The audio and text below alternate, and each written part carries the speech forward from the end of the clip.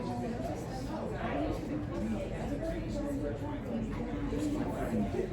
law school.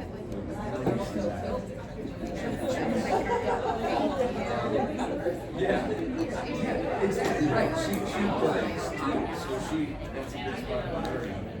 There's a state park with big park.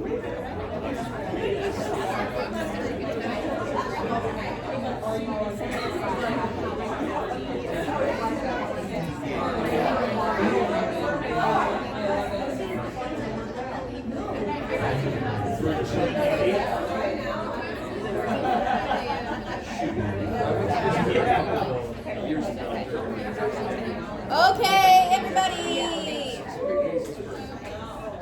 Thank you for your patience. You gotta love technology. So I'm very excited to introduce my friend Bobby.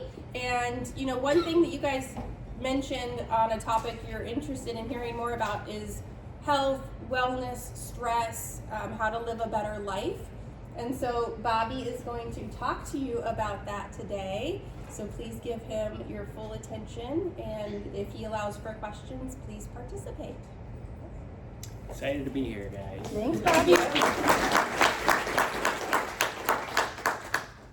Life is about fulfilling your full potential, and that means taking risks to find out what you're truly capable of. And when I told my dad that I was going to move my business to Nashville, Tennessee, all I had was my 1 month's rent check and a couple $100. That was it. And on my drive down here, everything that could go wrong went wrong. So 2 hours into my drive, my tire popped. I had to pull over to get that replaced, which was $250. And finally, once I got that replaced, I got back on the road. There was a huge car accident, and I was stranded in the same place for a good 2 hours until they got the cars off the road. Finally, once they got the cars off the road, I started driving again. A huge snowstorm hit, and I was slipping and sliding all over the road. I see trucks on the side that were spun out. So then I had to pull over and get a hotel, which basically depleted most of the money I had in my wallet. And then finally the next day, as I was driving to my new apartment, my oil light came on. And I was just like, oh gosh. But finally, I crawled my way in here, and it was very difficult. That second month, there was 3 days left to pay my rent and my bills, and I had maybe a little over $100 in the bank account. But 3 days before it was all due, I got a message on my website. A lady that wanted training for her son, so I drove up there, did the assessment, and she paid 3 months up front. It was a butterfly effect after that.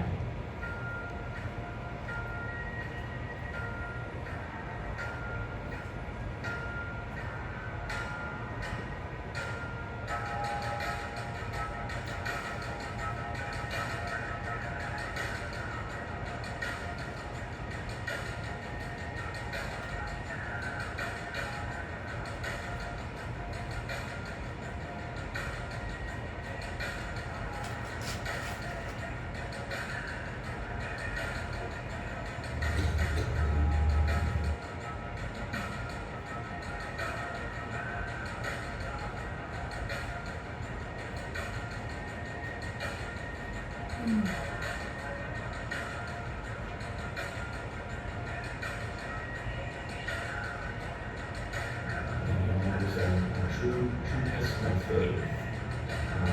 But when you have a strong belief in yourself and confidence in your skills and abilities, the world is yours.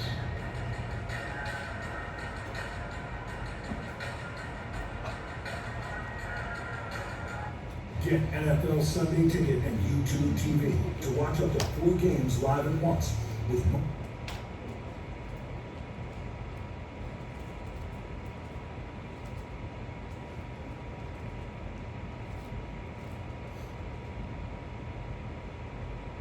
3.5 years later, we're here. Yeah.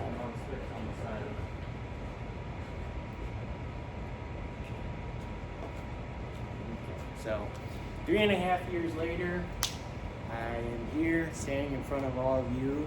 Again, this is such a blessing to be here in front of everyone. I'm super thankful to Sarah Maldonado and the Texas Bankers Association for giving me this opportunity to speak. And guys, feel really fortunate that your company has the awareness and care for you guys on the topic of health and wellness. I believe a lot of businesses kind of overlook this topic, and it's very important, not only for work, but your everyday life. Society today, so stress, burnout, anxiety, depression, addiction are all on the rise. Why is that? Well, 78% of Americans live paycheck to paycheck. 64% of businesses last year either lost money or broke even. 39.6% of U.S. adults are obese. 48.1% of U.S. adults have high blood pressure. And then 1 in 6 Americans have an autoimmune condition. And according to the top mental health specialists, the anxiety of a high school senior today is equivalent to a 1950s psych ward patient. So, as you can see, everyone has issues, and everyone is fighting a battle you know nothing about. However, we don't have to allow our pains, sufferings, and inner battles to get in the way of our joy. We mistakenly think that happiness is a destination or something that we're striving for, when happiness is living in continuous present moments over and over. And when we can realize that it's okay to feel a certain way, it's okay to have pains, it's okay to have hurts, when we can fully be present with our sufferings, then we're existing in the same place where joy is found. How can we focus on the present moment? Meditation.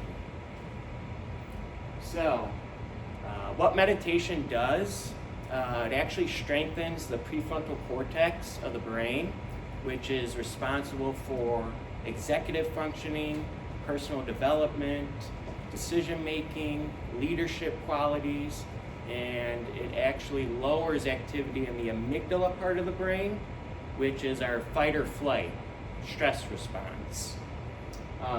They did a study with patients that had a mild form of Alzheimer's disease, and after 6 months, they had these patients meditate every day for 30 minutes. And after 6 months, they were all relieved of their symptoms. Their mild Alzheimer's condition was completely healed. Now, with meditation, I'm not going to go over all this like woo-woo craziness and spiritual stuff, right? But top entrepreneurs, CEOs, inventors, and some of the most profound spiritual teachers we admire today, they all meditated because it actually helps create new brain cells. And along with meditation, when we engage in breath work, right, breath work actually helps to balance the nervous system. So when we engage in breathing, for example, when we inhale, that's going to give us energy. When we exhale, that's more for calmness and relaxation. So if you're ever in a stressful moment, or if you got to give a speech in front of Texas Bankers Association, a good technique to use is a 2-1 breath method, which is 2 quick inhales, 1 quick exhale. So it sounds like this.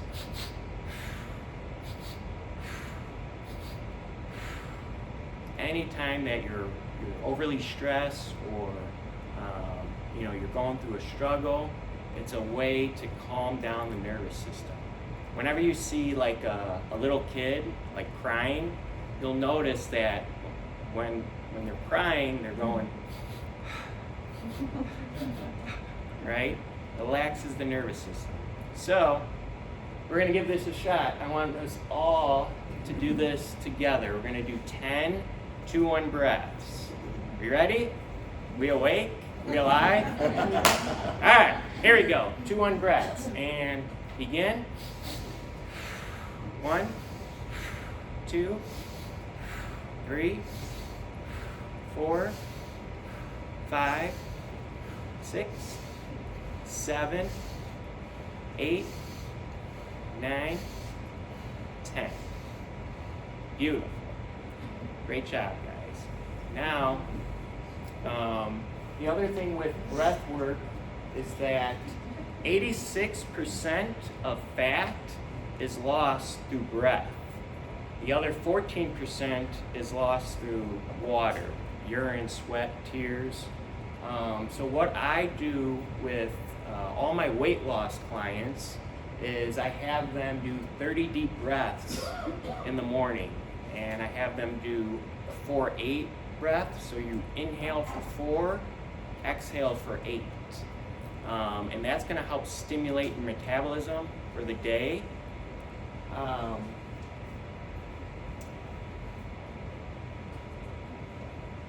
Now, the mystery of life is not a problem to solve, but a mystery to experience. Life is full of experiences, right? And through all our experiences, we attain a certain amount of knowledge, wisdom, and understanding. However, why do we get anxious? Why do we get uptight? Why do we worry? Anyone know? Anyone give me an example? My nervous system is stuck in fight or flight. There you go. That works. So, anxiety comes from not having all the information yet. We're worried about future events that haven't happened.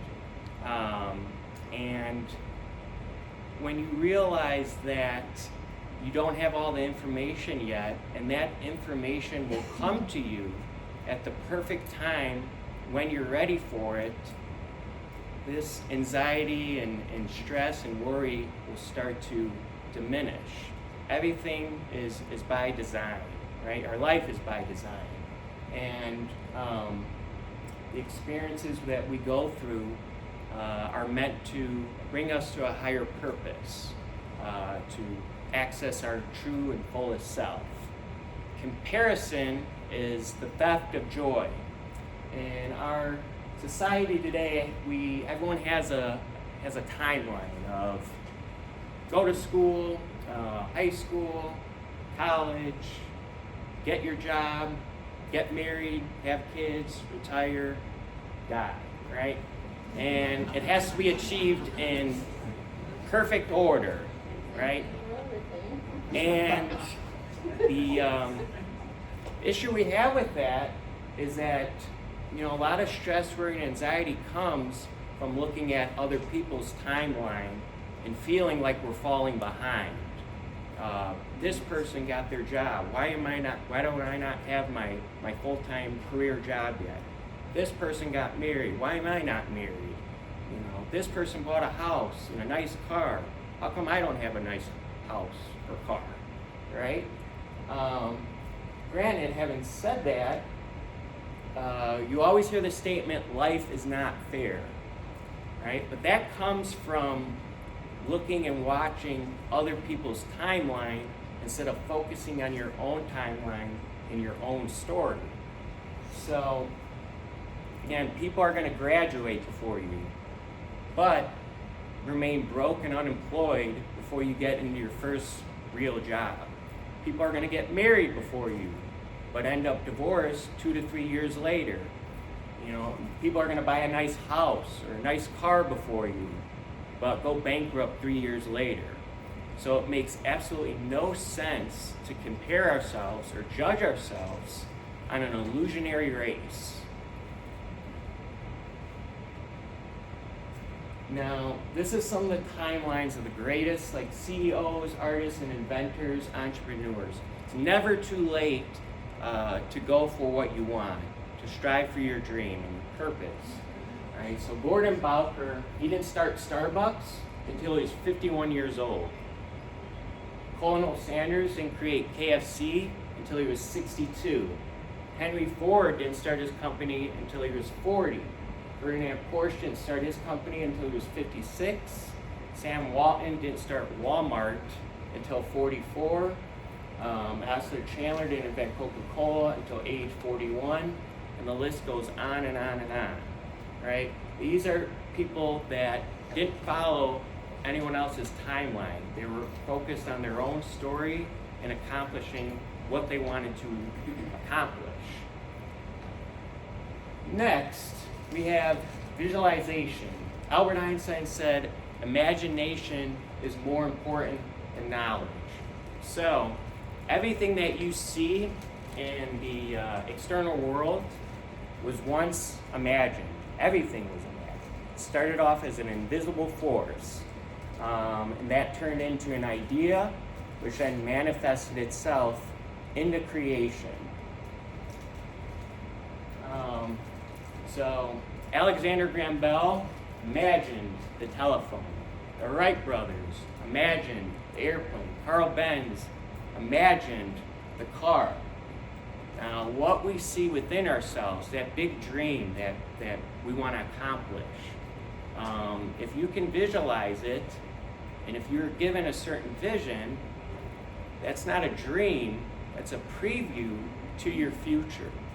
And it's your goal and your duty to follow that vision with everything you got.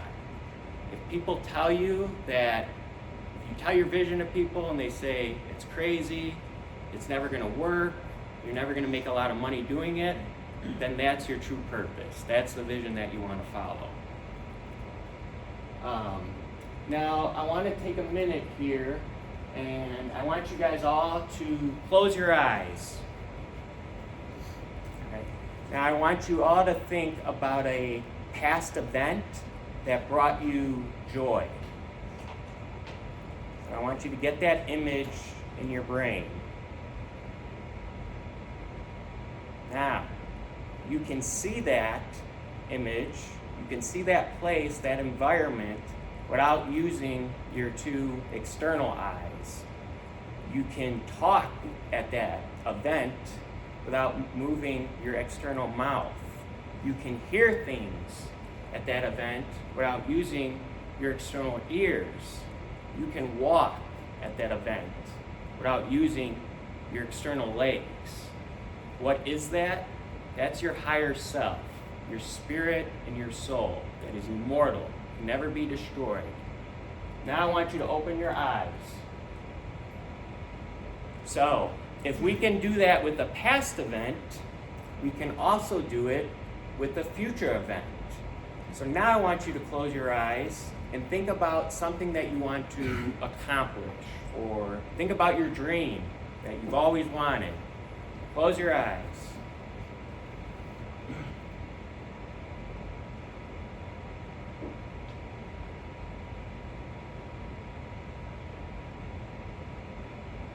Okay, open your eyes. So, when we visualize that future event, the brain doesn't know the difference between what's real and what's not. So, for example, if you go to a scary movie, right? Something bad happens during the movie. You still get jumpy and afraid, right? Even though you know deep down that it's fake, it's not real. The brain doesn't know the difference. So, when we convince ourselves that that vision is already in our future, we're just living out the events that are leading us to it, we're going to attract the resources, people, and environments to make that vision true. Now, I'm not going to talk about like law of attraction. I'm sure many of you are familiar with that.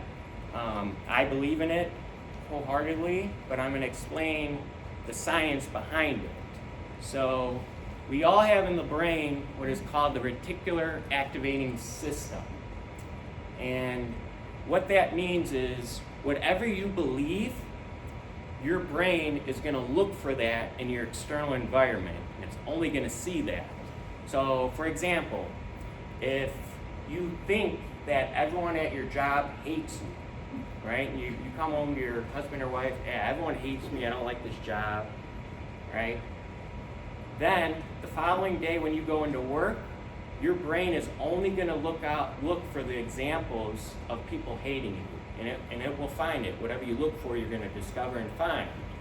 If you go to work and say, everyone loves me, your brain is only going to look for those examples of people loving you. So whatever you believe, your brain is going to see more of that. So a good example of this was when I was a kid, my dream car was always a black Cadillac. And when I was driving with my family, I would always yell out, black Cadillac, when I saw one. Black Cadillac. Oh, there's a black Cadillac. Oh, there's my car when I'm older. There's my car. Oh, it's right there. To the point where my family thought there was just an abundance of black Cadillacs everywhere. Like it was a common car.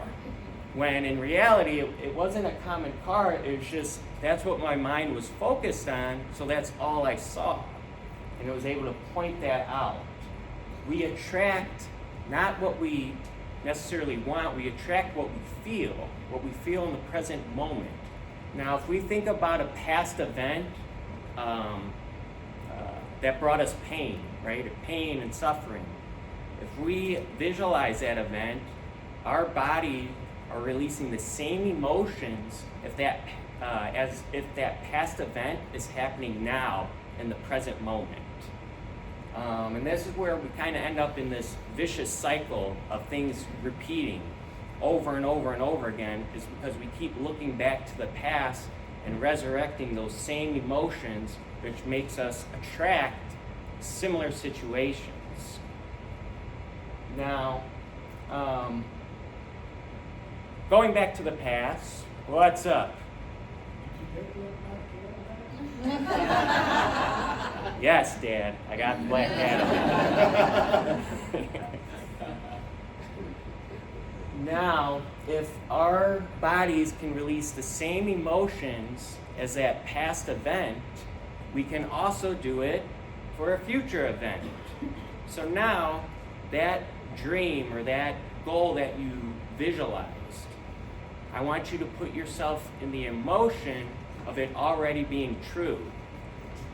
How's your life going to change? How are you going to feel? What are you going to see? And by putting yourself in that emotion every single day, your body and your subconscious mind is going to look to make that vision a truth, because it doesn't know the difference. And you'll naturally attract these resources and environments and people that bring you closer to that goal.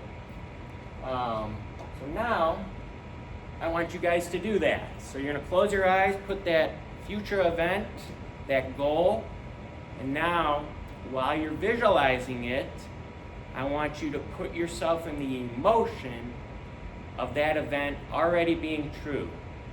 Put yourself in the emotion of it happening now, in the present moment.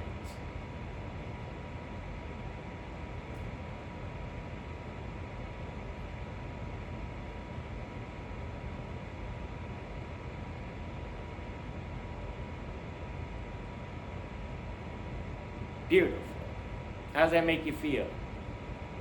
Anyone? Just yell out. If you make us close our eyes again, we'll probably fall asleep. I was about to say the same thing one more time. Okay. Some of us had a really long night. Okay, gotcha. Well, when we get to the exercise part, I'll get your guys hard. Enjoy the relaxation right now while you eat. So, now people come to me and they say like, oh, Bobby, my goal is not coming true, or my prayers are not being answered. Well, the reason why is because you're not connecting it with the heart. The brain and the heart have to be connected. They have to be in perfect harmony with each other. So when visualizing that goal, you have to think it, see it, and then put yourself in the emotion, right?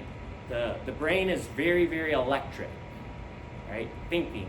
The heart is very magnetic, feeling.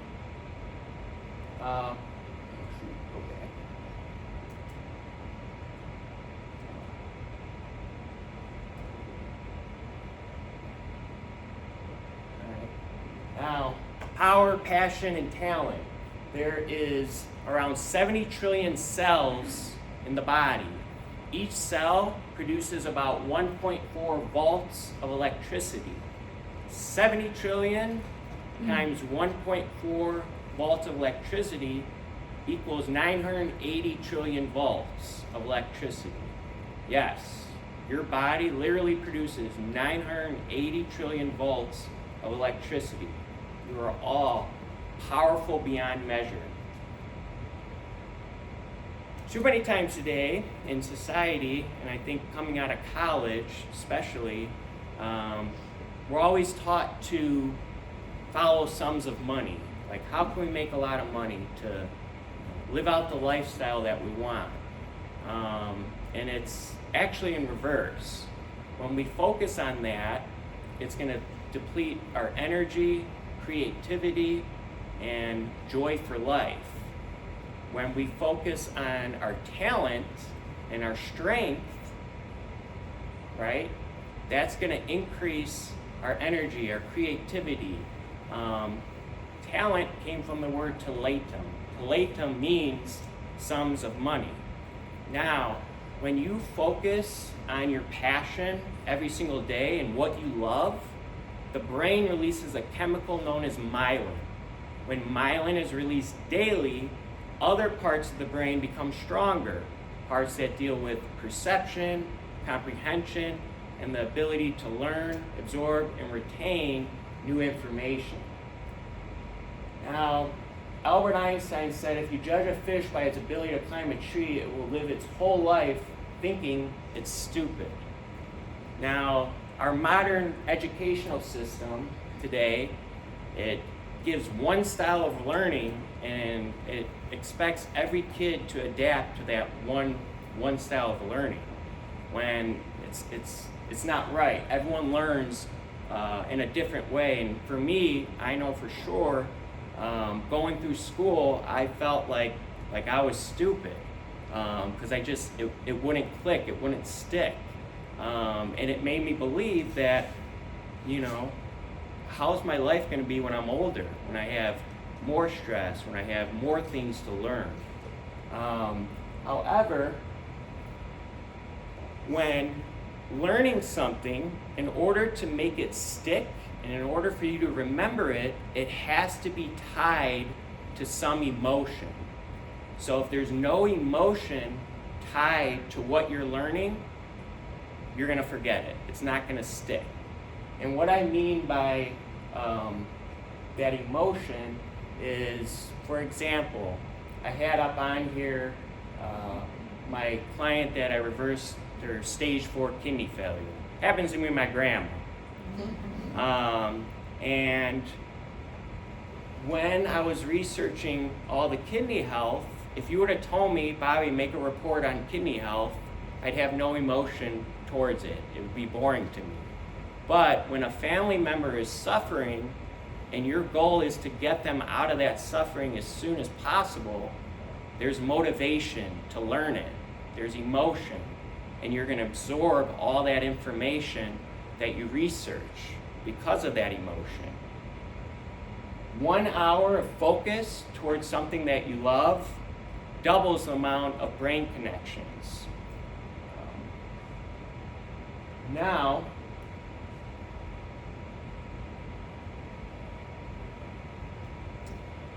when we learn something, if we engage in HIIT training, which is high intensity interval training, a good example would be like Tabata, which is 20 seconds high intensity, 10 seconds low intensity. When we do high intensity exercise right after we learn something, it gets drilled into the subconscious. And our memory for what we just learned is going to stick more. Just some quick examples of how exercise strengthens different areas of the brain, even if it's something simple, like going for a walk. Walking actually increases the strength of the hippocampus. Hippocampus is responsible for memory and learning. Strength training, cardiovascular exercises, that's going to increase the amount of endorphins in the brain, which is like our natural painkiller, our natural feel-good hormone. And going off again about fat loss, Tabata, 20 seconds on, 10-second rest, is going to activate our fat-burning enzyme known as lipase. As I spoke before, 84% of fat is lost through breath, 16% is lost through water. Tabata is an exercise regimen that increases your afterburn. So when you're finished working out, you're still going to be burning calories 2 to 3 hours after. Now, as I said before, to wake you guys up, I want you guys all to stand up.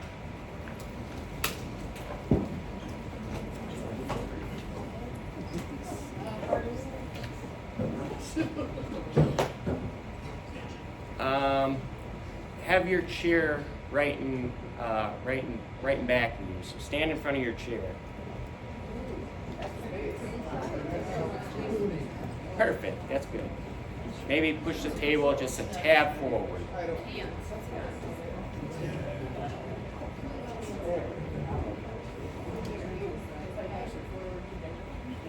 We got EMTs on standby. Oh yeah. All right.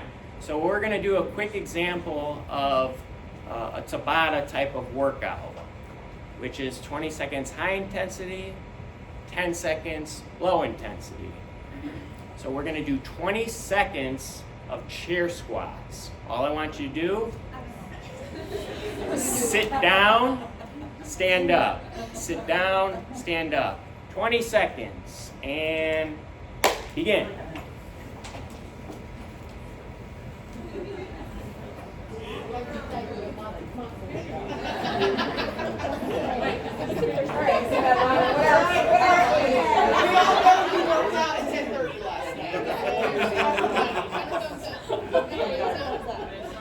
All right, rest, stop.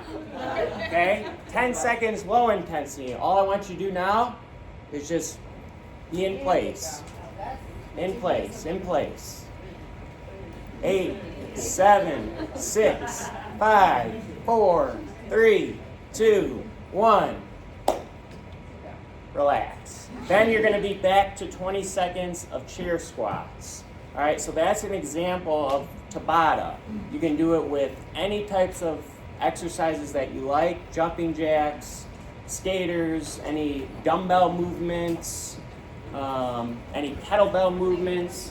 Just make sure 20 seconds on, 10 seconds low intensity to keep the heart rate steady, and you want to keep the heart rate up for 86% of the workout if you truly want to get into your fat stores and burn fat.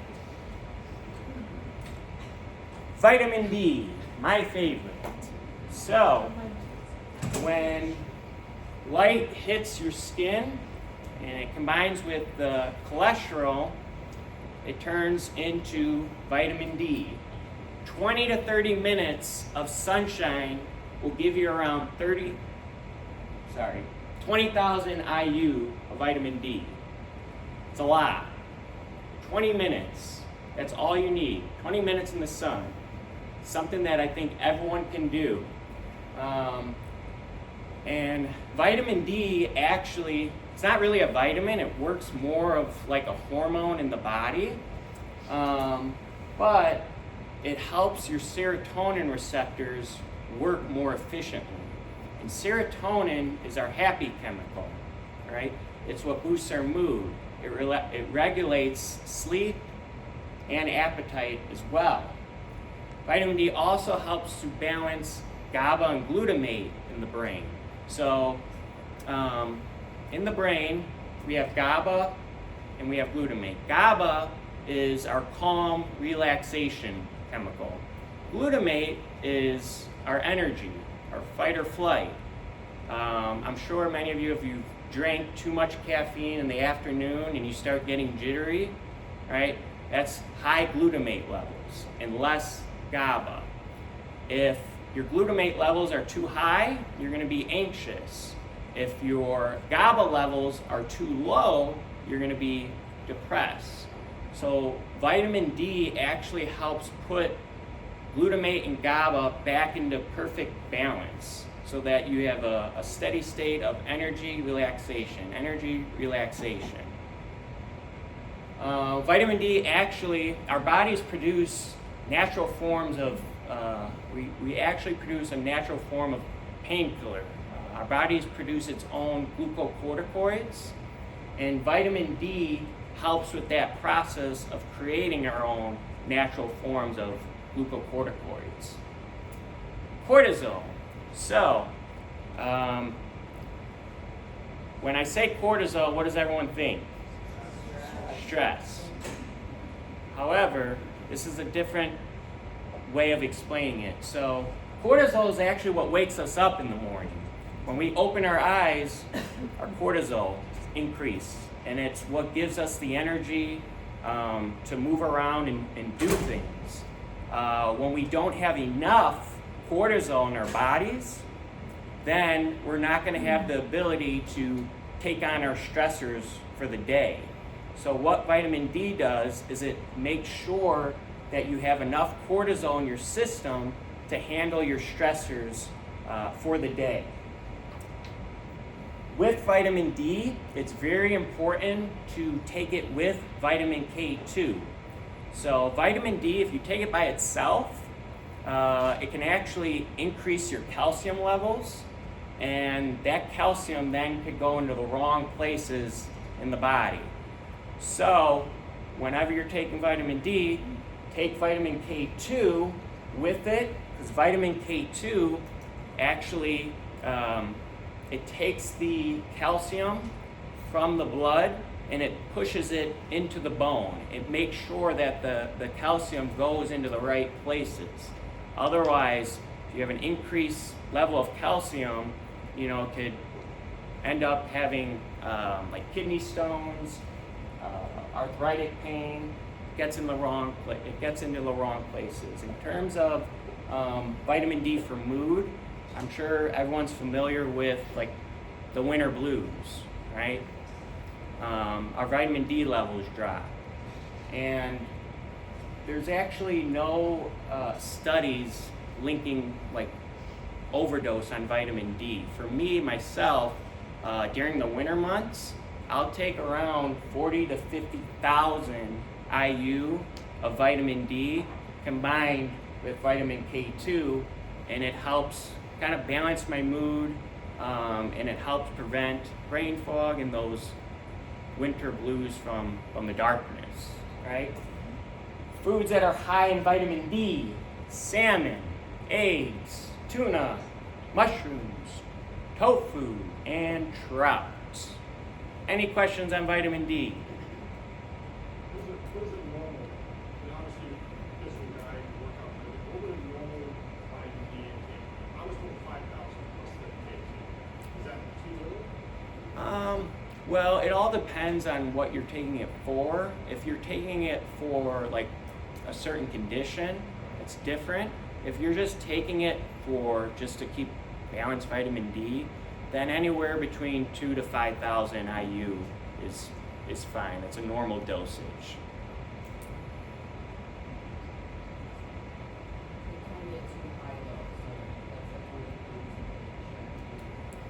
Right, so if you go to the doctor and they say, oh, your vitamin D levels are high, right? Okay, what are the effects of it? Right, there's no studies showing effects. Yeah, there's no effects from it being too high. The only study that came out was a person was taking 100,000 IU for months and months at a time every single day. And it caused some, issues with the kidney. But that's 100,000 IU, right? That's a lot. Anything 50,000 IU and below is fine. It's perfect for your health. There's no studies linking any damage from taking too high of a dose. And unfortunately, Western medicine today and doctors, they don't study nutrition. They study about 20 hours throughout their 12 years of medical school. They study pathology, which is the study of death, and they study medications, right? So they're going to study all these medications and figure out what these medications do to the body. And so I deal with it all the time. I probably trained well over 500 different clients of all different ages and size, from ages 8 all the way to age 100. And similar to, what was your name? Tristan. Similar to what Tristan said, my doctor said it's too high. Okay? Are you having any side effects? No, but she just said it was too high. Okay? There's no studies linking any long-term effects or damage. Vitamin A. So, vitamin A, one second, make sure I have all this covered.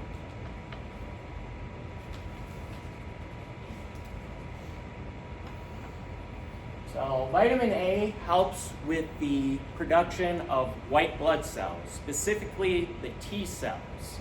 And what those white blood cells do is they help protect your skin from any bacteria or pathogens from getting into you, from getting into the bloodstream. If it gets into the bloodstream, then it can cause inflammation of the skin, like acne, redness, rashes, eczema. So vitamin E helps with the production of your T cells, and so it actually helps to strengthen the outer layer of the inner skin to protect it from those pathogens and bacteria. Now, thyroid function.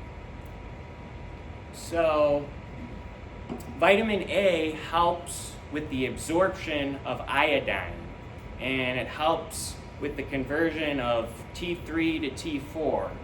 Many people with hyperthyroidism or hypothyroidism, they'll have effects such as anxiety, cold intolerance, fatigue, dry skin, and they'll go right back to the doctor and explain their symptoms, and most of the time the doctor will just increase their thyroid medication. When in reality, vitamin A is what makes the thyroid medication work. And if your vitamin A levels are low, then you're going to have issues with the thyroid. So anyone who's on thyroid medication, before you go back to the doctor and have him increase your dose, be sure to check your vitamin A levels first, because that might be, the underlying cause of some of these symptoms. Vitamin A also helps with night blindness.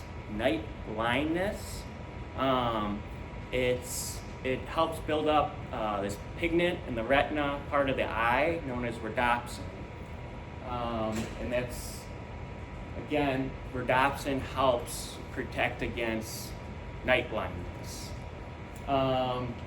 Vitamin A actually converts cholesterol to testosterone for males, and it converts converts cholesterol to estrogen for females. Cholesterol is what makes up our body. Nearly 87% of a cells is built on cholesterol. Cholesterol is actually what builds up our hormones in our body. And when we don't have enough cholesterol, we're going to be deficient in important hormones. Hormones are like the messengers of the body to make sure that the right signals get sent to the brain. And then foods that are high in vitamin A: beef liver, cantaloupe, salmon, eggs, sweet potatoes, carrots, spinach, cod liver oil. Any questions? Vitamin A, yes.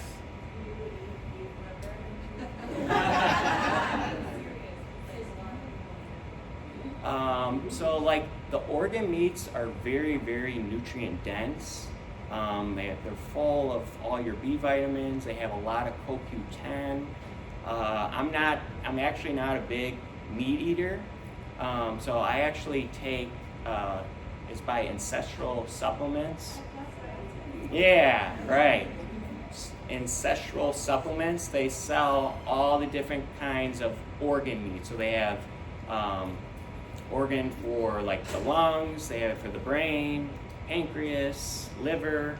And so back in ancient times, when someone had a medical condition or their organ was failing, what they would do was take the organ of another animal and they would have that person eat that to kind of correspond with their organ.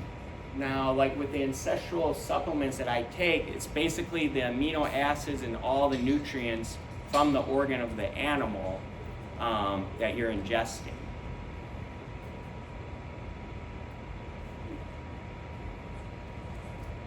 Vitamin C. So, big misconception. Vitamin C does not boost your immune system. What it does is it helps your immune system recognize good invaders from bad invaders. And vitamin C is needed for the absorption of folate. Folate is a nutrient that actually helps create more brain cells. And it's important for serotonin levels. And again, serotonin regulates your mood, appetite, and sleep. Vitamin C is really, really good for the skin because it strengthens and holds your collagen fibers together. It gives the MAO gene enough energy for your body to produce dopamine. Dopamine is responsible for energy, motivation, pleasure, drive, right? And it helps with the absorption of iron. Iron is what helps make red blood cells. And red blood cells carry oxygen throughout the body. Now, many of the vitamin C supplements and products that you see at the grocery store, a lot of it's fake. If it just says ascorbic acid on the back, that's only one little small complex, one little small part of the vitamin C complex. And most of the supplements at the grocery store are 10 to 15 bucks. The vitamin C is actually a genetically modified cornstarch mixed with other preservatives.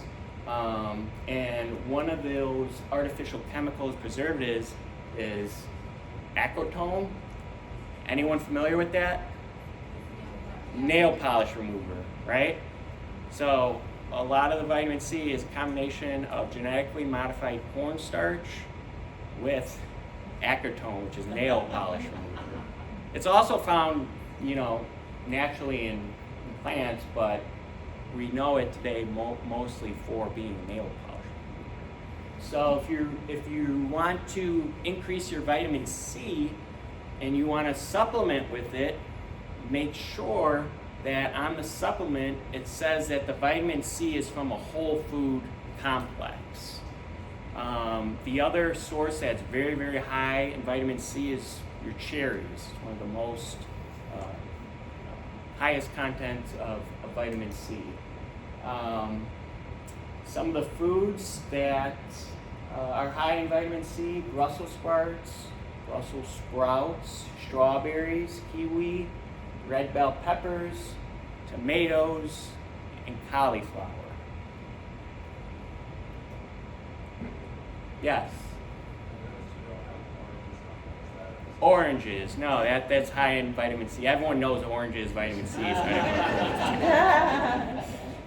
It's orange juice. Do you lose any of that? Yeah. So the orange juice, it's most of that again is it's high in sugar, genetically modified, and you don't really get much vitamin C out of the orange It's juice. obviously better just to eat fruit. Right, yeah, and I think there's a big misconception. We all, like, when we're sick, oh, drink more orange juice to get your vitamin C. You're not really absorbing a lot of that vitamin C. And the vitamin C in the orange juice, again, it's not the whole complex vitamin C. It's only ascorbic acid, which is a small part of it. Vitamin E, part 1. So, vitamin E decreases the need for oxygen in your muscle tissue, which is going to help prevent cramping, right? More importantly, it helps take a lot of stress off the heart. Vitamin E is very important for preventing blood clots because it keeps the blood at the right consistency so it doesn't thicken. However, if someone has blocked arteries, the body can actually create brand new blood vessels. And vitamin E helps with this process of creating those new blood vessels. It aids the self-repair of the retina, cornea, and the pigmented portion of the eye. And it also helps protect the eye from the damage of high blood sugar levels. So if your blood sugar levels are high, it's going to cause damage to the eye. So vitamin E helps protect the eye from the damage of high blood sugar levels. It protects the eye from free radical damage as well. And if you go with high blood sugar levels and your vitamin E levels are low, that can then lead to problems in the future like macular degeneration. Vitamin E helps with scars and burns. So if you were to put, for example, wheat germ oil, it's very potent in vitamin E. If you put that on your damaged skin, on burns or old scars from past injuries, you'll actually start to see that scar breaking down and healing quite quickly too. It protects, reduces UV damage in the skin from the sun. More importantly, what vitamin E does is it reduces the oxidized form of LDL cholesterol. And it's something that statins can't do. Statins don't reduce that oxidized form of the LDL cholesterol. And, HDL and LDL, it's not even cholesterol, they're protons that transfer cholesterol in and out of the system. More on cholesterol later. So, vitamin E is very, very powerful for blood pressure and cholesterol. So, pharmaceuticals then took it and made it into a prescription, which basically takes the enzymes out of it and other vitamins and minerals, so your body actually doesn't absorb it your body doesn't absorb all of that vitamin E prescription pharmaceutical. Best way to get your vitamin E, obviously from foods, if you take it in a supplement form, make sure that there's other vitamins and minerals with it so it doesn't throw off your vitamin mineral balance in the body. I think a lot of people today will take single vitamins, and you just have to be careful with that because it could throw off your other vitamins. So you always want to have tiny amounts of the other vitamins and minerals so you keep that perfect balance. 90% of Americans are deficient in vitamin E. Now, there's a difference between vitamin E tocotrienols and vitamin E tocopherols. Vitamin E tocopherols is what you see in most supplements, and little amounts of it is found in food.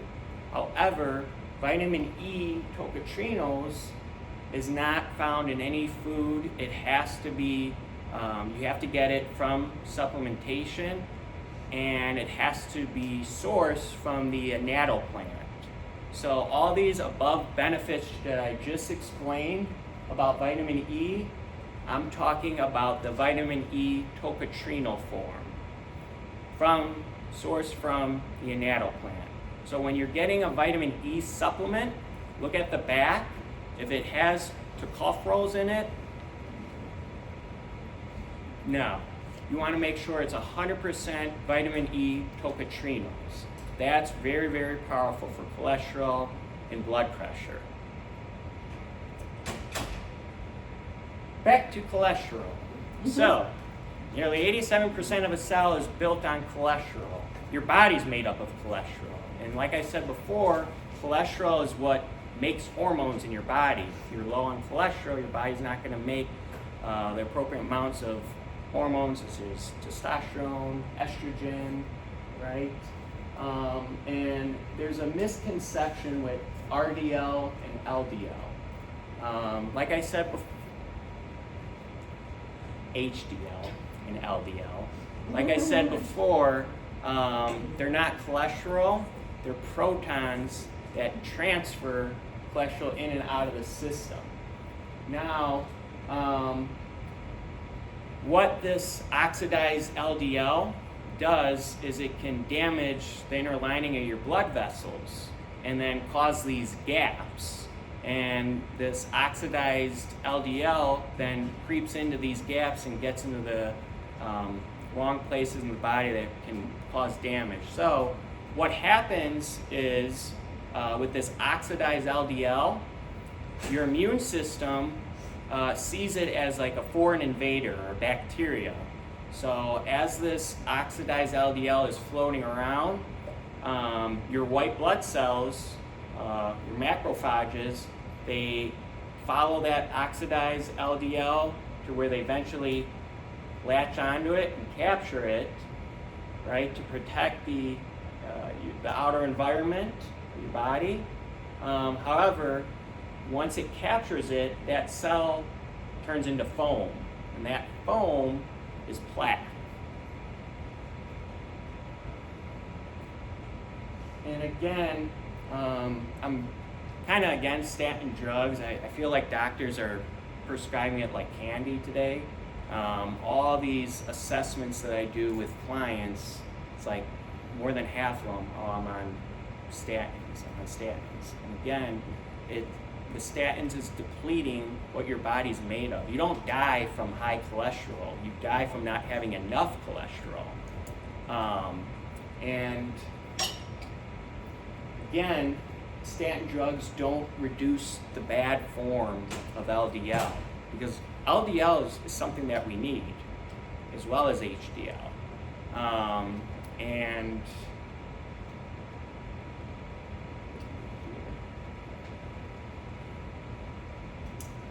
So the only way to get rid of this oxidized LDL is vitamin E helps, but it's strengthening your immune system. That's the only way that you can get rid of this oxidized LDL. Strengthen the immune system, vitamin E. Statin drugs won't do it for you. Statin drugs decreases overall cholesterol, including the good part of the LDL. And again, that's what makes your hormones. So over time, these statin drugs can lead to conditions such as Alzheimer's, dementia, because your hormones are very, very important for the brain, and it's what helps keep the brain chart. So if you're depleting your hormones from statin drugs, it can lead to a lot of issues down the line. Now, I'm not telling you guys to just, whoever's on statins, to just cold turkey your medicine, okay? Talk to your doctor. And the other thing that these statins do is it depletes your CoQ10 levels, and 95% of your energy is from CoQ10, and it creates the delivery of this energy to the brain, the heart, the liver, and so statins block this pathway, which, when it blocks this pathway and depletes your CoQ10 levels, it actually increases the risk of heart attack, stroke, heart disease. There are no known studies linking high cholesterol to heart disease. No known studies.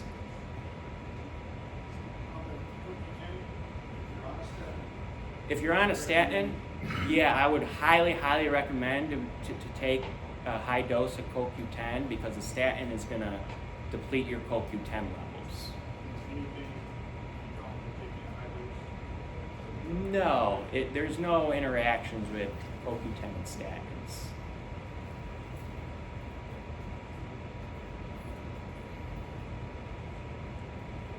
Again, I don't want you guys to just cold turkey your statin drugs. However, clients that I've helped get off their statins, the first thing I start them off with is this all-natural holistic statin.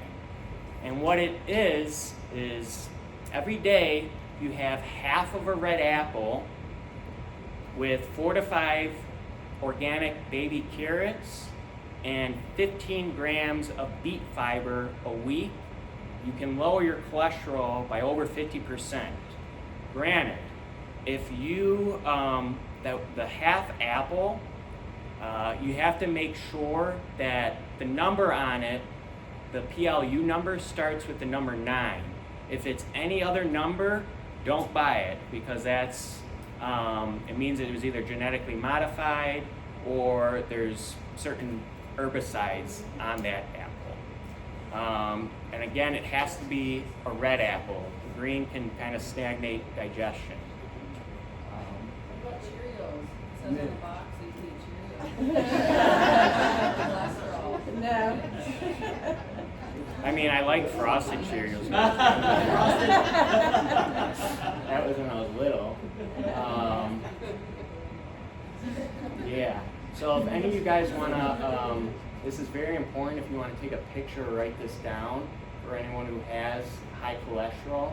I would instantly go on those three foods: the half apple a day, 15 grams of beet fiber a week, 4 to 5 organic baby carrots. Can you eat them raw, cooked, smoothie, anything? Is there a better form to eat produce? Well, if you want to make it taste better, have the smoothie. It's better in its like raw format. Once you start to cook it, you start to deplete the enzymes and other vitamins and minerals in the carrots. So, I will eat raw beans. I know they're healthy for you. And when I eat raw beans, they irritate my throat. Is there something in them that does that? You I might. prefer them cooked. Yeah, you can cook them. You might just have some reaction to the beets, and that might be causing some of that growth.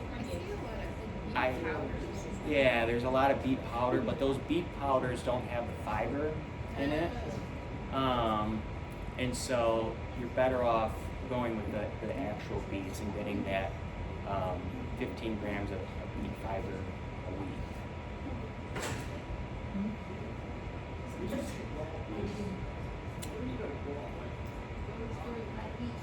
Yeah. You slice it like a carrot. Yes. Raw beets. And if you can't stand the taste of raw beets, you can cook them.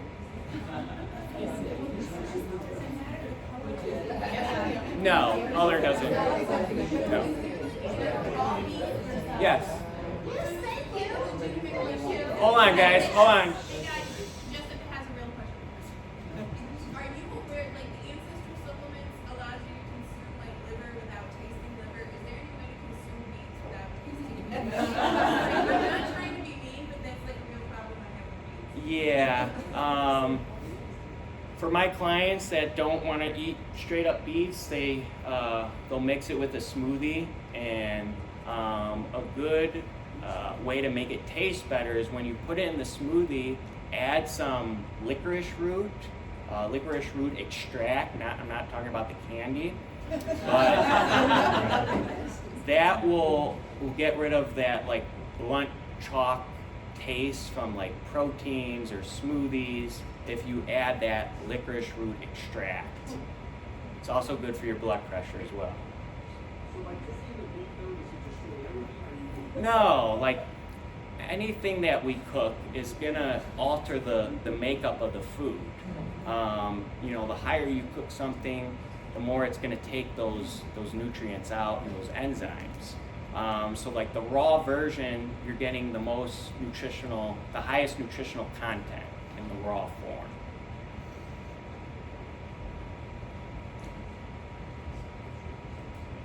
Any other questions on cholesterol or CoQ10? Perfect. Blood pressure, part 1. So blood pressure is pressure against the circulatory walls. Now, a natural blood pressure prescription, I would say, increase your magnesium levels. Magnesium works like a natural calcium channel blocker and prevents too much calcium from getting into the cells. Your foods that are high in magnesium, leafy greens, almonds, cashews, avocados, chia seeds. I like to mix, again, chia seeds with like smoothies. I can't eat them like just straight up.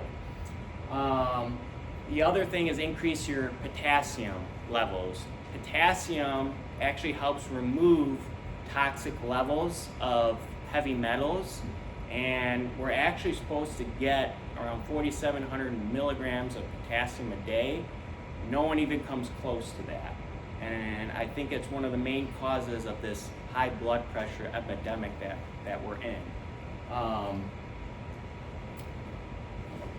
To get all your daily nutrients from food, you would have to consume 22,000 calories. It's a lot. So supplementation is required today in order to get all your daily nutrients. Our soils are just so depleted. The farmers aren't putting the nutrition back into the soils, and so again, like our foods, they don't have as high of a nutrient content as they did 20, 30 years ago.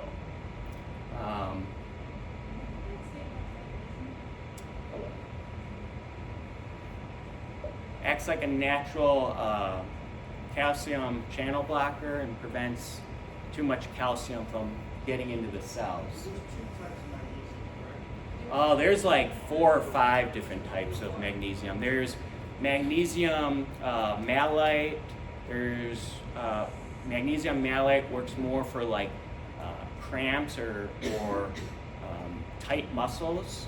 There's magnesium threonate, and that magnesium works more for like anxiety and calming your blood vessels or your nerves. The other is magnesium citrate, which is more for detoxing. It's good for constipation. It's gonna help kind of empty you out. I'm sure if anyone's gotten a colonoscopy that you had to take magnesium citrate to kind of clear your bowel. Trying to think of other magnesium. Magnesium glycinate. Yeah. I take magnesium, and the magnesium supplement I take has 4 different forms of magnesium in it. What's that?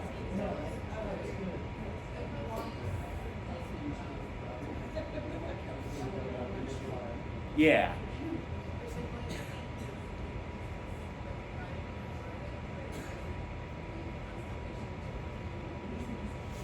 That's very true.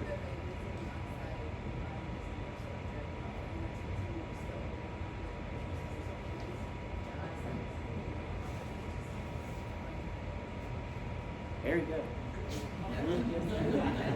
What's your name? Jessica. Thank you for clearing that up. Yes. And yeah. And this is a little off topic, but if you can have very vivid dreams, your consciousness is in the right place, and your melatonin levels are at a healthy level. If you can get into that state where you're having vivid dreams. Okay. I talked about our soils being very depleted. 40% of American diet is from GMO foods that have been sprayed with glyphosate. Glyphosate is a toxic herbicide that it's an endocrine disruptor that can throw off your estrogen levels. For women and for males, it can actually increase estrogen levels. It's very toxic. Countries like Vietnam and Thailand, they actually banned the use of glyphosate because of the increase in cancer rates, organ damage, birth defects. Other countries have put massive restrictions on this herbicide. However, and not us, there you go. In the United States, it's actually increasing. More and more of our foods have this toxic herbicide on there. So when you buy fruits and vegetables, make sure that it's organic, right? If it's not organic, it's most likely going to be sprayed with glyphosate.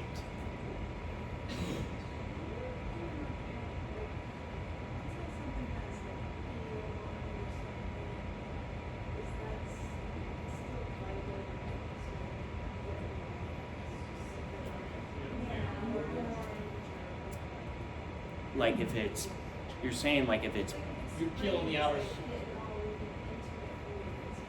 You need to buy an organic banana because you're just gonna peel. oh, I see what you're saying. Yeah, tiny amounts can still get on the inside. There's tiny, like with an orange on the top of it, there's tiny little holes where that herbicide can get in and affect your food.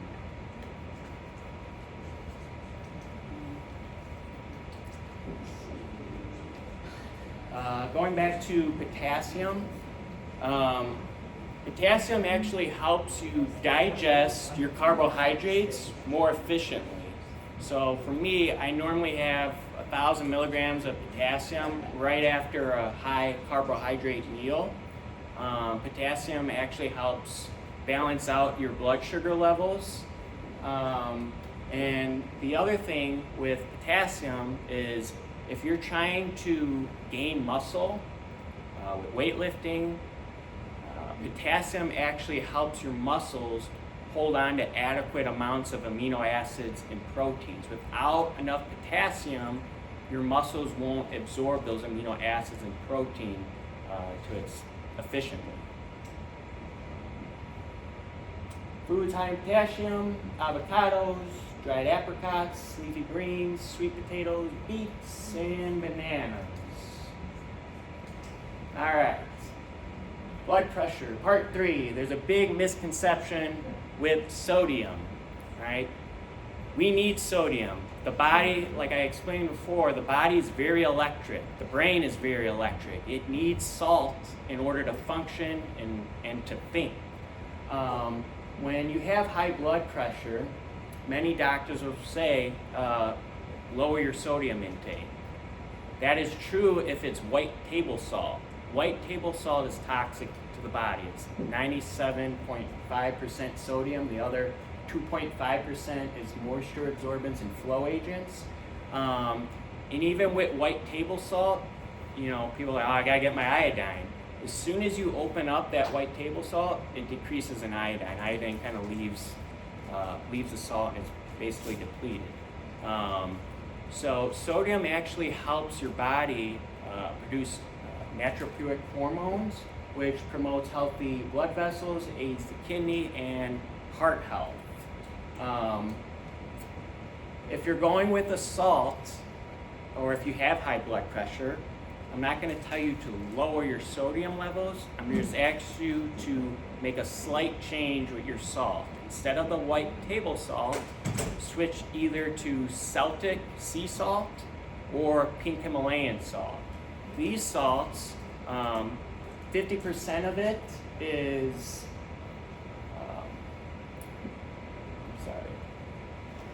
16% of these salts have your other vitamin and minerals and electrolytes. So it kind of helps put that back into balance, and it's not straight sodium like white table salt where it goes into the system and it scratches the arteries, which then causes cholesterol to come over to help repair it. That's white table salt. So make a quick switch: pink Himalayan salt, Celtic sea salt. What's that? Baja Gold Minerals. Enlighten me.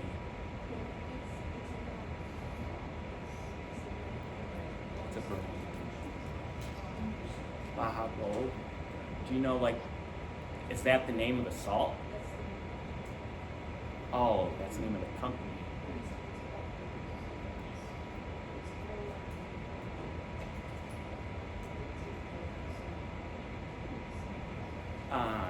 Yeah. Is it Baja Gold. So it's like sea salt.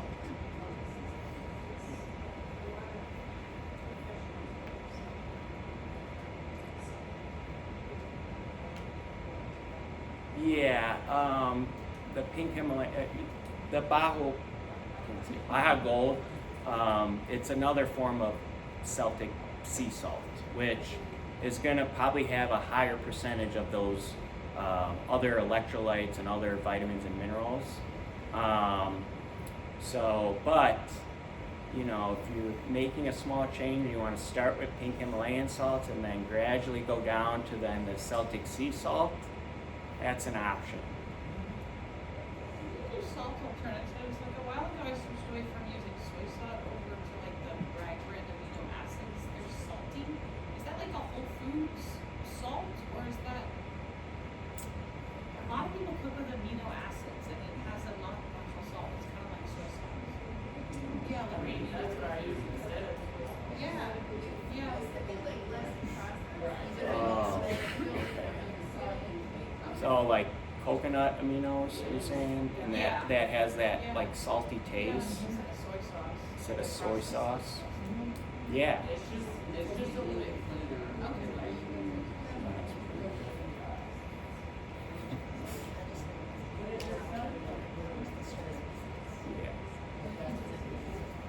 Yes, the coconut. Yeah, it's a better alternative to regular soy sauce. Yeah. Maybe you talk about the cooking and the oils and stuff, because my husband does anything with every nut oil is bad. Oh. I'm gonna switch to what oil is okay. Yeah. Olive oil, I think, is, my personal opinion, is the best. If you go into the grapeseed oil and the flax oil and those oils are actually, it's very, very hard for your bodies to break that oil down, and it then can become very toxic to the cells. I would actually prefer you to have sugar rather than some of those seed oils, because again, it can cause a lot of damage to the cells. Sugars, you can burn that off, but with the oils, it's more of a long-term. What about like sunflower? No, that's, sunflower oil, flaxseed oil, grapeseed oil. Yeah, those are all very, very difficult for the body to break down, and it can become very toxic to your cells. And unfortunately, a lot of foods have these oils in it. So just kind of increase your awareness with that. Okay.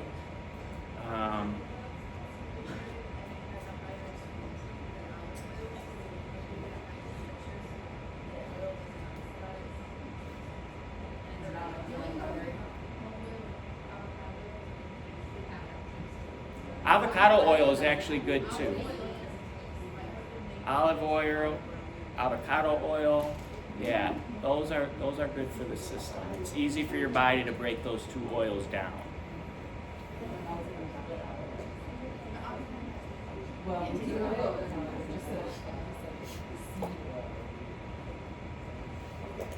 Yes. Coconut oil is good.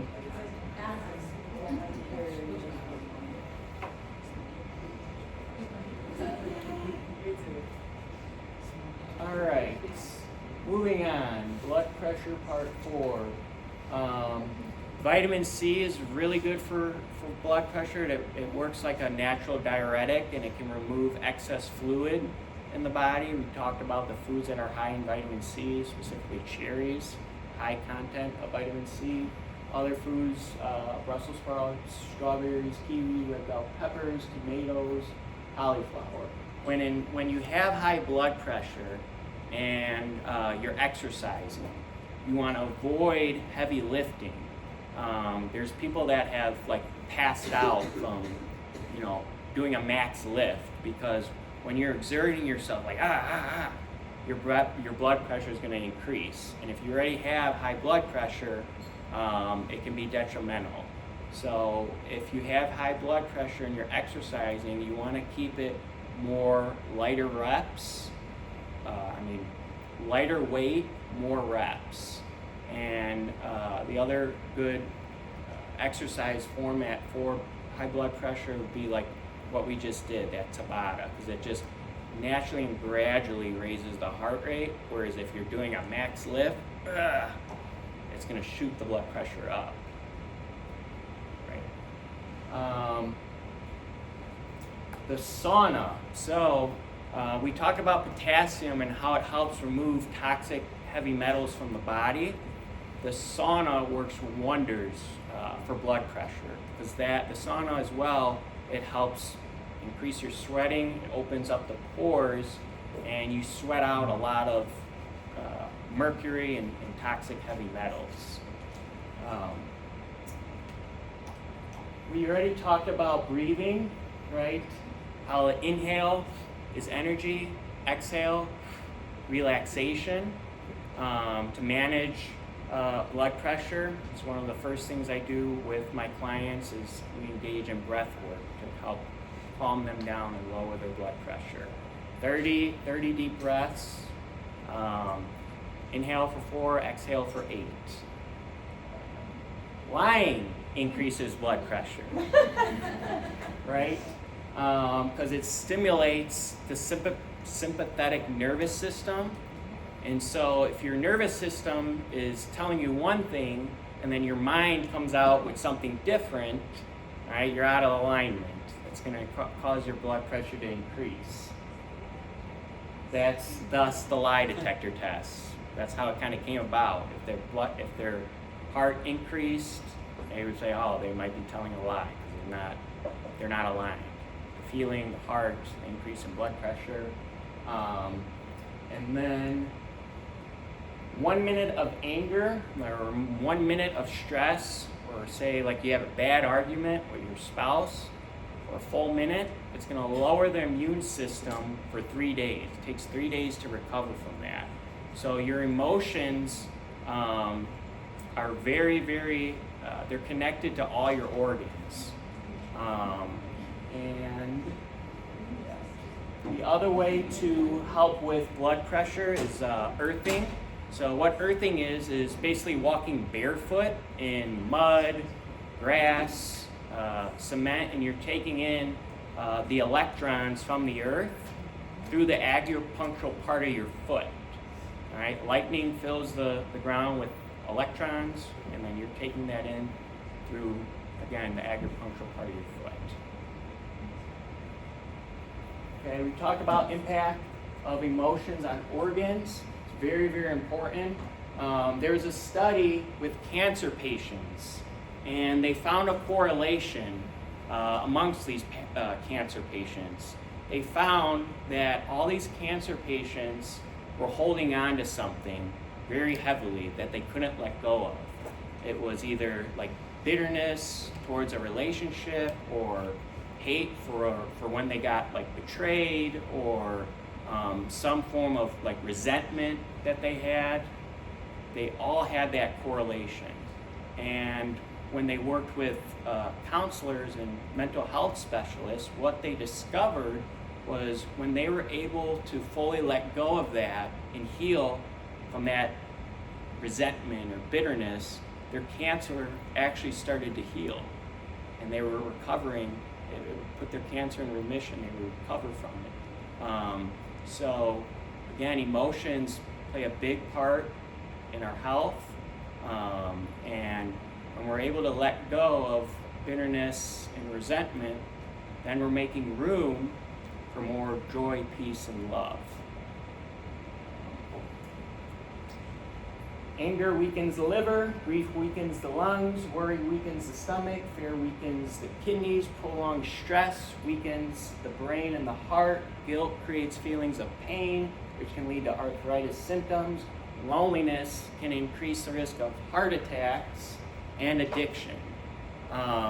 So going a little bit about addiction, there was a study with rats. There was a study with rats, and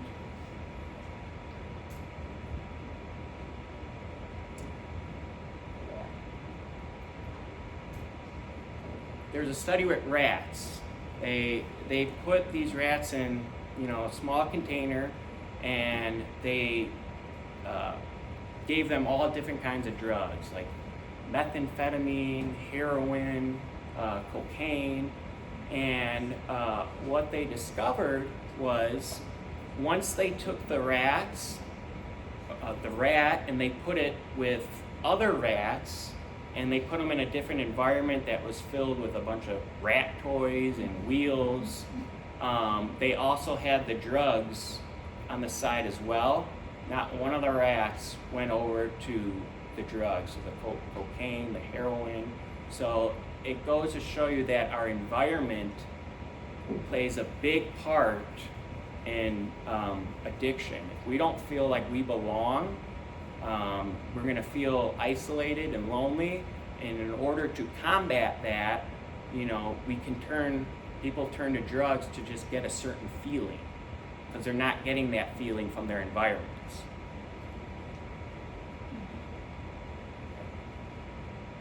We used to think that we could only use 10% of the brain. This was because 10% of the brain is neurons, while the other 90% of the brain is connective tissue, or glia cells. Your neurons are like the nouns, and your glia cells are like the adverbs and adjectives.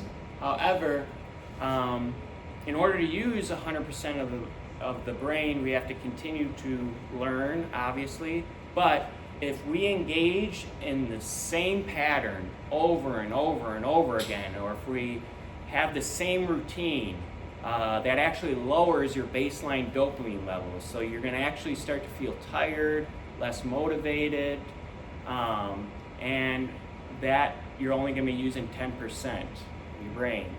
If you're continually thinking about past events, again, you're resurrecting those same emotions, using 10% of the brain. In order to use 100%, that whole picture, it's either learning a new skill or taking a different route to work,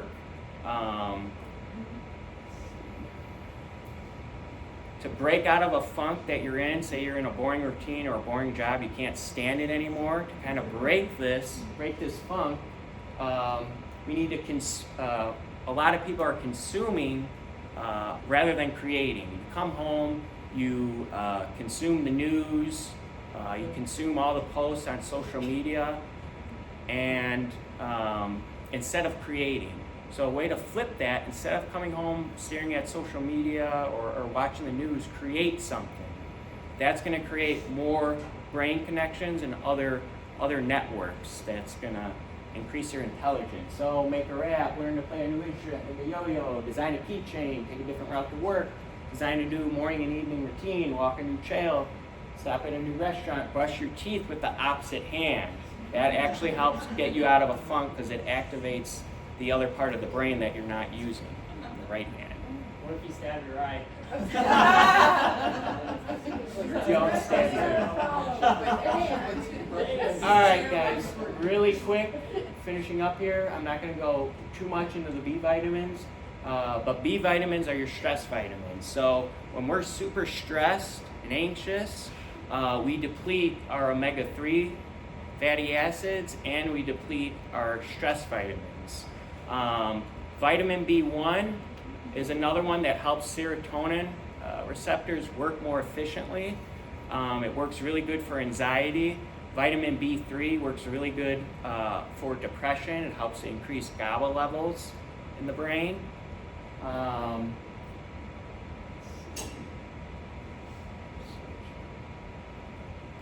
The gut. All disease starts in the gut. Hippocrates. 90% of your brain cells are made from the bacteria in your gut. 70% of the immune system is in the gut as well. So picture your stomach like a beautiful rainforest, right? You have a beautiful rainforest. Then you go to the doctor with strep throat and they give you amoxicillin. That basically destroys all your good bacteria. So now that beautiful rainforest is now turned into a desert. So, if you go in for strep or you go on an amoxicillin, be sure to supplement with probiotics after that to restore your gut microbiome. Yeah, prebiotics help strengthen your probiotics. And a lot of prebiotics are fiber too. Highly recommend taking both. Let's see. Since we're running out of time, really quick, I'm going to go really quick on autoimmune conditions. So generally an autoimmune condition happens right after a stressful event. So a stressful event can trigger it if it's a death in the family, or if it's a bad breakup, or if you're finishing grad school. Generally, an autoimmune condition happens right after that from stress. Stress actually, it shrinks the thymus gland in the body. Your thymus gland is what controls your immune system. It also shrinks with age as well.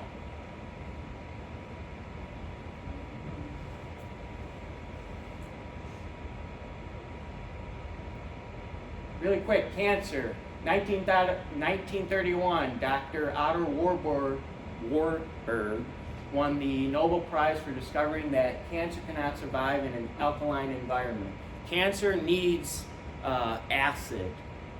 It needs an acidic environment in order to grow and replicate. Now, if you know anyone that has cancer, the first thing to do is to go on an alkaline diet. And you want to avoid milk, dairy, starches, because that's all going to create an acidic environment, which is going to help the cancer flourish. So immediately I would go on an alkaline diet and avoid milk and starches and sugars, and carbohydrates. Chlorophyll, which is the green that you see on all the plants and leaves. That green is the chlorophyll, and that comes from the sun.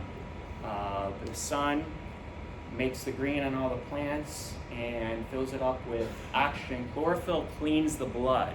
So chlorophyll is a very, very similar structure to our blood, and it helps remove toxic heavy metals out of the blood. It cleans the blood, so it's good for your skin health as well. Elizabeth Blackburn discovered that a vegan diet caused more than 500 different genes to change in the body after 3 months. Turned off the genes that promote disease and cancer, turned on the good genes that prevent cancer and disease. We already talked milk, meat, starches, bread, pasta, cereals is what you want to avoid. Cancer cells thrive on sugar and carbs. Let's see. Baking soda is a very potent acid reducer. It alkalines the body really, really fast. I normally do baking soda 20 minutes before my workout for the salt and the energy. Just make sure if you're doing baking soda, don't take it within an hour of any medications or foods because you get a bad stomach ache. But it really helps to reduce the acid in the body and alkalize it more so that the cancer can't flourish. Really quick with fasting. Fasting increases autophagy in the body, which is the creation of new cells, and it helps get rid of your old worn out cells. In the book, The Fasting Cure, there's over 250 personal accounts of people that were healed from disease, including cancer, with fasting. It helps prevent neurological disorders like dementia, Parkinson's, because it promotes the growth of new neurons.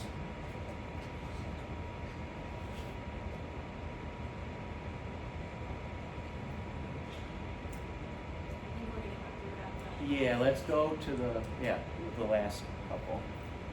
Go back a little bit. I think we talked about forgiveness and letting go. It's not for your benefit. It's not for the other person's benefit. It's for your benefit, so that you don't carry that bitterness inside of you, which is going to attract similar situations in your future. Letting go is one of the most important things of life. Puzzle of life. Darker the suffering before you speaks of the greatness of what's in store for you. Every event implies the next event. Bhataka, right? So everything happens by design. If a certain situation or experience happens, it's designed to give you a certain form of knowledge, wisdom, and understanding.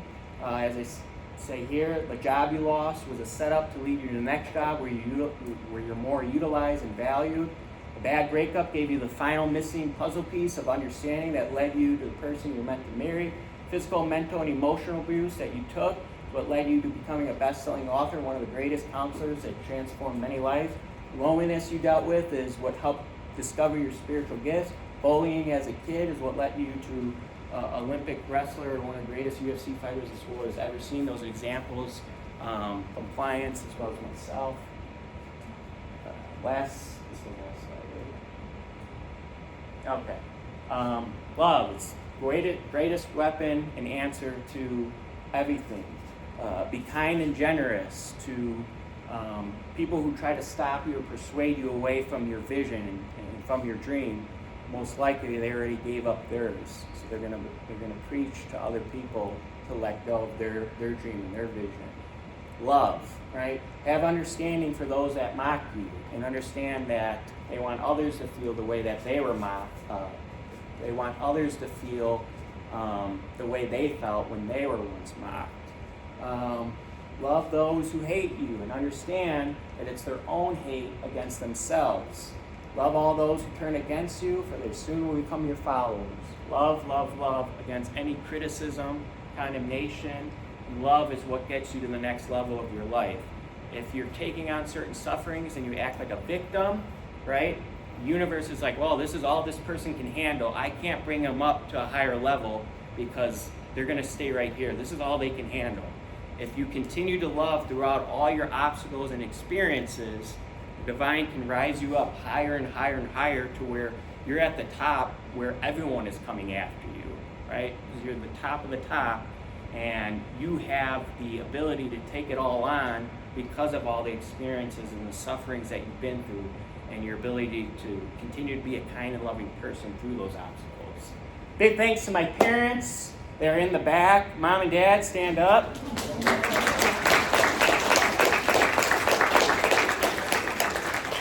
My assistant, Hannah Gibbs. Hannah, stand up.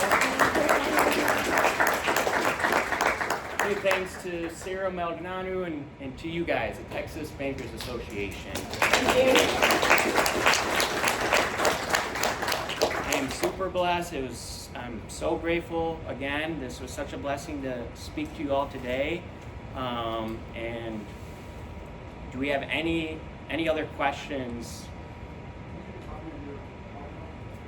Copy of the PowerPoint. Yeah, I will have to. I can send it to Sarah. I'm sure Sarah can send it to you. Any other questions? Thank you. No problem. Thank you, guys.